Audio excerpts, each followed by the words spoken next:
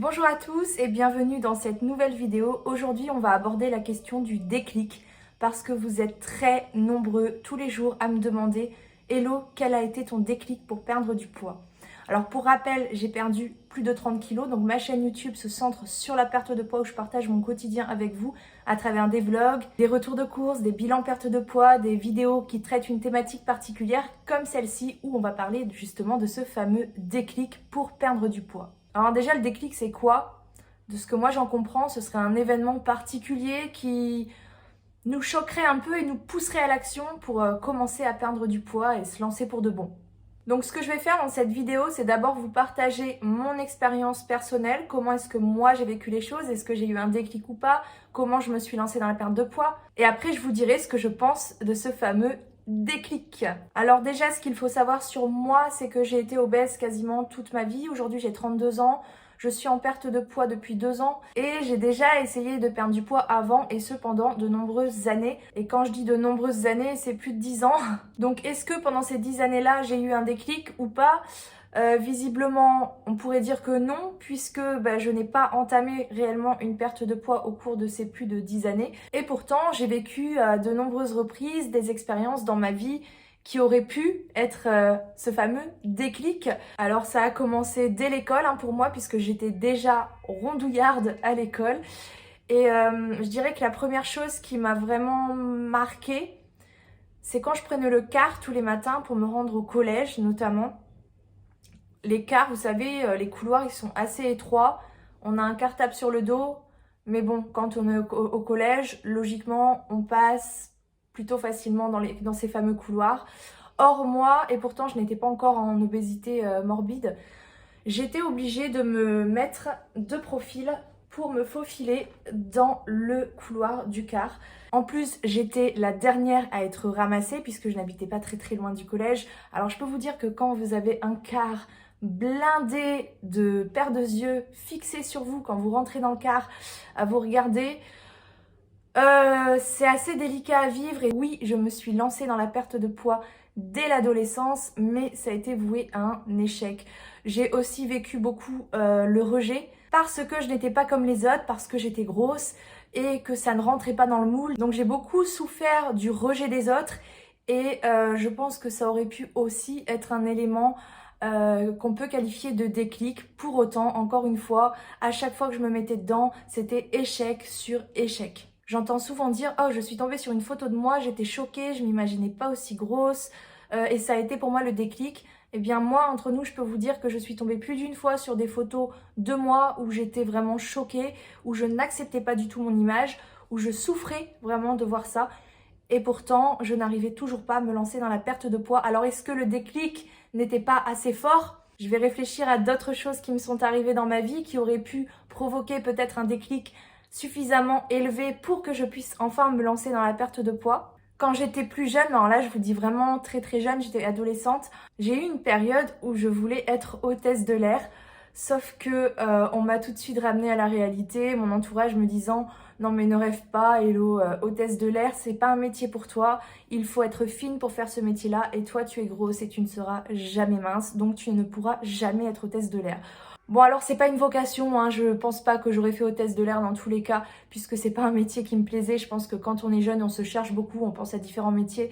N'empêche, c'est un projet qui a traversé ma tête lorsque j'étais vraiment adolescente, et projet que j'ai mis directement à la poubelle parce que j'étais grosse. Visiblement, ce genre de déclic n'était pas encore assez fort pour que je perde du poids. Donc j'ai continué à attendre le déclic. Plus je grandissais, vieillissais, plus je grossissais. À 18 ans, j'étais déjà aux 3 chiffres et petit à petit, j'avais de plus en plus de mal à rentrer dans les vêtements de taille standard dans les magasins. Déjà, collège-lycée, c'était limite. Passé le lycée, je peux vous dire que oui, je trouvais des vêtements un peu partout, mais qui étaient beaucoup trop petits pour moi. Donc j'étais toujours très serrée dans mes pantalons, boudinée dans mes t-shirts. Je prenais que des trucs extensibles. Je pouvais pas mettre tout ce qui me plaisait dans les magasins, mais j'arrivais encore un petit peu à m'habiller dans les enseignes basiques, genre Pinky, Jennifer. Par contre, voilà, c'était de l'extensible. Je mettais pas du tout des choses à ma taille. Jusqu'au jour où je me suis rendue à l'évidence, c'est que dans tous les magasins de taille standard, rien ne m'allait, je ne rentrais dans rien. Serré ou pas serré, vraiment, il n'y a rien qui rentrait sur mon corps. Et je suis sortie des magasins en pleurant, mais toutes les larmes de mon corps. Je me suis lancée dans la perte de poids, mais j'ai encore échoué. Quand j'étais étudiante toute jeune, je commençais la fac depuis peu, j'ai occupé un poste d'hôtesse de caisse dans un magasin Leclerc en Bretagne, où je travaillais à temps partiel pour vivre un petit peu, pour travailler à côté de mes études, tout simplement pour avoir de l'argent. Et j'ai certains de mes clients qui pensaient que j'étais enceinte, qui passaient avec le sourire super agréable, super gentil, et toutes mes félicitations, mademoiselle. Non, mais je suis pas enceinte en fait, je suis juste grosse. Bah finalement, je crois que ça n'a pas été un déclic assez fort pour moi puisque je ne me suis même pas lancée dans la perte de poids à ce moment. Je n'ai fait que procrastiner et remettre à plus tard ma perte de poids. Je savais très bien que j'avais besoin de perdre du poids. J'en avais très envie, c'était même un rêve, mais je n'y croyais pas du tout et je pensais ça inaccessible et du coup, je n'y arrivais pas. Pareil, il y a quelques années de ça, je travaillais en tant qu'auxiliaire de vie scolaire dans les écoles et c'est déjà arrivé que des petits-enfants maternels me disent « T'as un bébé dans ton ventre ?» Non, pas du tout. Mais au final, à ce moment-là, ça m'atteignait pas plus que ça, puisqu'un déclic, c'est censé faire mal, non? C'est censé te choquer. C'est assez violent en fait.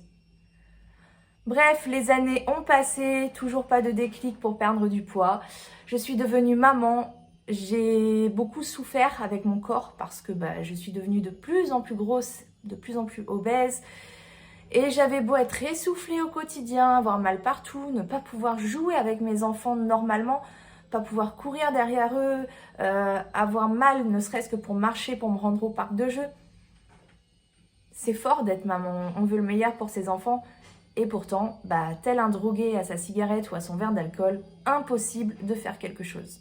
Autre événement assez brutal qui aurait pu être un déclic fort quand même, c'est quand mon fils rentre de l'école et me dit « Maman, moi je te défends ». Je fais « Pourquoi mon fils, t'as pas besoin de défendre ta maman ?» « Ouais, mais mes copains à l'école, ils arrêtent pas de t'insulter, ils disent « Ta maman, elle est grosse, c'est une grosse vache et tout et tout. » Et là tu te dis « Ok, faut vraiment que je perde du poids. » Sauf que je n'arrêtais pas d'accumuler échec sur échec, encore et encore. Alors, ce qu'on peut qualifier de déclic, je pense que j'ai largement eu l'opportunité de l'avoir. Et au final, ce que ça m'a apporté, tout ça, c'est pas de réussir une perte de poids, c'est de me faire mal plus qu'autre chose. C'était d'une violence, ça m'a plutôt détruit la confiance que j'avais en moi. Enfin, j'ai pas tiré grand-chose de positif de tout ça, si ce n'est une prise de conscience des choses. Oui, tu es obèse, c'est un fait. Et peut-être développer mon objectif, c'est-à-dire que mon rêve, c'est de perdre du poids. Ok, je veux perdre du poids. Je veux être comme ci, je veux être comme ça, je veux pouvoir faire ça. Je veux plus que ce genre de choses m'arrive. C'est un objectif, une motivation. Ok, la motivation, elle est là. Comme à chaque fois, la motivation de départ, l'élan, l'impulsion, c'est toujours là. Et pourtant, je finissais toujours par m'écrouler. Alors, est-ce que le déclic existe vraiment? Je ne pense pas. Pour moi, c'est plutôt des prises de conscience, des événements qui nous poussent à avoir un objectif perte de poids, mais c'est loin d'être suffisant pour réellement entretenir un parcours de perte de poids. Alors, je ne sais pas si aujourd'hui vous regardez ma vidéo et que vous êtes vraiment dans cette situation à attendre ce fameux déclic, mais j'ai envie de vous poser une question. Combien de temps est-ce que vous allez attendre? Parce que moi, j'ai attendu plus de 10 ans et finalement, le déclic ne m'a jamais fait perdre du poids. C'est pas ça qui m'a fait perdre du poids. Alors, c'est vrai qu'on entend certaines personnes dire « j'ai eu un déclic ». Personnellement, je n'y crois pas. Après, c'est mon avis à moi, mais pourquoi vous attendez le déclic? Regardez, il y a des gens comme moi qui peuvent attendre des années et des années. Pour moi, le déclic, c'est pas suffisant. Oui, il faut une prise de conscience, oui, il faut un objectif, oui, il faut de la motivation au moins pour commencer. Parce que se lancer dans la perte de poids, c'est pas facile. Mais je pense que c'est loin d'être suffisant de prendre conscience des choses et d'avoir envie. L'envie de perdre du poids, c'est pas suffisant pour perdre du poids. Pensez que par magie, du jour au lendemain, juste parce qu'on s'est dit « là, je m'y mets », ok, ça va être beaucoup de volonté d'un coup, beaucoup de motivation d'un coup, c'est très très bien, vous vous lancez dans les choses. Mais pourquoi vous ne tenez pas, pourquoi vous tenez un jour, 2 jours, 1 semaine, 2 semaines, pas plus? Parce que la perte de poids, ce n'est pas que de la motivation. La motivation, ça va, ça vient. On ne peut pas être motivé tous les jours. Alors, qu'est-ce qu'il faut faire si on ne doit pas attendre le déclic? Eh bien, on va en parler tout de suite. Déjà, je pense qu'il faut vraiment s'enlever cette idée de la tête selon laquelle on peut perdre du poids du jour au lendemain, ou on peut changer complètement sa façon de s'alimenter du jour au lendemain, changer ses habitudes radicalement. Je pense que c'est vraiment de l'ordre de l'impossible. Voilà. Alors, impossible n'existe pas. C'est vrai, il y a certaines personnes qui vont en être capables, mais ça va être une minorité de personnes. Ça va être même pas 1% de la population qui a cette force mentale de vraiment tout changer du jour au lendemain. On est des êtres humains, on a tous des faiblesses. Vouloir tout changer du jour au lendemain, c'est pas réaliste et c'est pas raisonnable. En plus, c'est pas forcément la meilleure solution pour votre corps. C'est assez brutal quand même. Donc si on ne peut pas compter sur le déclic, sur quoi est-ce qu'on doit compter? La première des choses que je vous conseillerais, c'est de vous renseigner sur la perte de poids, puisque la majorité des gens encore aujourd'hui pensent que pour perdre du poids, il faut changer du jour au lendemain, il faut se restreindre, il faut passer par un régime, ce qui est complètement faux. Je vous mets en haut une vidéo par rapport à ce que je pense sur les régimes, parce qu'on va pas y parler dans cette vidéo, c'est pas le sujet, mais il faut vraiment pas partir sur cette optique-là, puisque c'est quand même voué à l'échec de faire ça. Ensuite, il faut faire un effort pour changer d'état d'esprit. On a tous tendance à être impatients, à vouloir tout changer du jour au lendemain et à avoir peur de l'échec. Alors déjà, ce que je vous invite à faire, c'est un travail sur vous-même pour gagner en patience, parce que ça, c'est très important dans un parcours perte de poids, la patience. Arrêtez de chercher la perfection qui, de toute façon, désolée de vous décevoir, mais n'existe pas. Et accepter de se tromper, tout simplement. Tu tombes, tu te relèves, tu apprends de tes erreurs. Voilà, c'est la base, c'est pareil pour tout le monde. Les enfants, avant d'apprendre réellement à marcher ou à courir, combien de gamelles ils se sont pris? Vous avez compris, on n'apprend pas à courir du jour au lendemain. On apprend à marcher avant de courir. On apprend à s'asseoir avant de marcher. La perte de poids, c'est pareil. Ça se fait par étapes. Voilà, une marche à la fois. On ne peut pas tout changer du jour au lendemain. Il y a énormément de choses dans la perte de poids. Surtout quand on part de très loin, avec de très mauvaises habitudes alimentaires, avec beaucoup de kilos à perdre, ça va pas se faire par magie, vous n'allez pas changer du jour au lendemain. Ça, c'est un mythe. Deuxième conseil que je vous donnerai, c'est de faire les choses progressivement. Bon, ça rejoint un petit peu ce que je disais avant, accepter l'erreur, accepter de tomber. Faire les choses progressivement. Vous n'allez pas passer d'une alimentation junk food à du jour au lendemain une alimentation saine et équilibrée. C'est impossible. Votre corps, il va rien comprendre. Petit à petit, introduisez des changements dans votre alimentation ou dans votre mode de vie, parce qu'il n'y a pas que l'alimentation dans la perte de poids. Alors vous allez me dire sport, non, même pas. Je pense qu'avant ça, même le simple fait de bouger, de se dépenser, de marcher, le sommeil, de bien dormir, d'être bien dans sa tête. Plein de choses comme ça. C'est hyper important d'avoir un bon équilibre de vie pour bien réussir sa perte de poids, surtout quand on se lance dans un parcours qui risque de prendre des années. Se challenger, c'est bien, viser la lune, c'est bien, mais si vous ne prenez pas le temps de faire les choses, vous risquez de vous planter monumentalement. Alors je sais que vous attendez une solution miracle, que vous voudriez que les choses se fassent là, tout de suite, parce que vous n'en pouvez plus d'être dans ce corps, parce que vous avez envie d'atteindre vos objectifs rapidement. Et moi, c'est pareil, je suis impatiente. On est tous impatients face à la perte de poids. Mais il faut apprendre à être patient. Et croyez-moi, si vous changez cet état d'esprit-là, vous gagnerez du temps. Regardez, moi, j'ai passé 10 ans à remettre au lendemain, à attendre le déclic. Je n'avais aucune patience et je pensais que du jour au lendemain, je pourrais tout changer. Et j'ai passé plus de 10 ans dans cet état d'esprit-là. Donc au final, si vous appliquez mes conseils dès aujourd'hui, je vous assure que vous gagnerez du temps.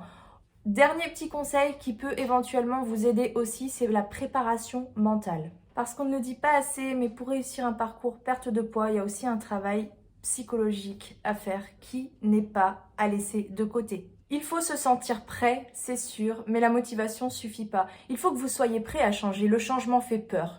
Sortir de sa zone de confort, c'est quelque chose qui fait peur. Consciemment ou inconsciemment, parce que parfois on peut se dire je suis prête, j'ai envie d'y aller, je fonce et tout. Alors qu'en réalité, vous n'êtes pas prêt à voir votre corps changer, vous n'êtes pas prêt à dire adieu aux habitudes de vie que vous aviez avant.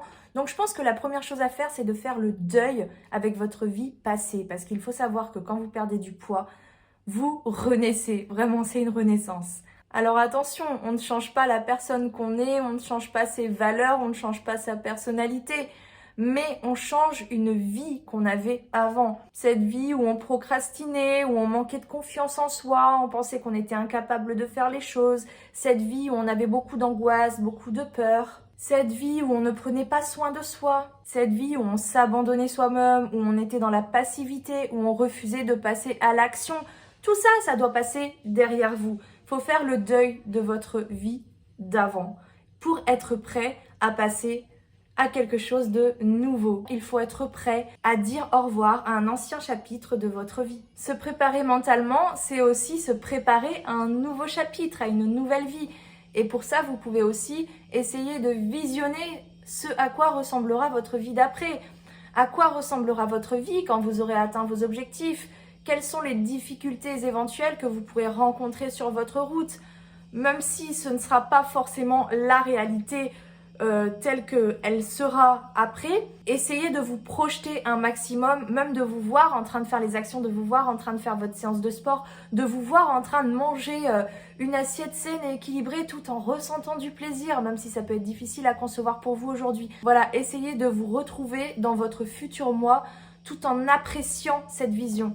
Essayez vraiment de toutes vos sensations, fermez les yeux et projetez-vous. Visualisez-vous en train d'effectuer des actions, en train de profiter de votre vie future sans tous les inconvénients que vous aviez de l'obésité avant. Je pense que cette préparation mentale-là, elle n'est pas forcément nécessaire pour tout le monde. Moi, elle m'a apporté un plus, donc je partage avec vous l'astuce en espérant que ça vous aide un petit peu. Bref, tout ça pour vous dire que la perte de poids est loin de se résumer à un déclic et que franchement, entre nous, ça ne sert à rien d'attendre le déclic qui peut-être n'arrivera jamais. J'espère que cette vidéo vous a plu. N'hésitez pas à réagir dans les commentaires sous la vidéo, à dire ce que vous en pensez. Est-ce que vous avez eu ce fameux déclic? N'hésitez pas à partager votre expérience avec les autres. Et je vous dis à très vite pour une nouvelle vidéo. The future is now.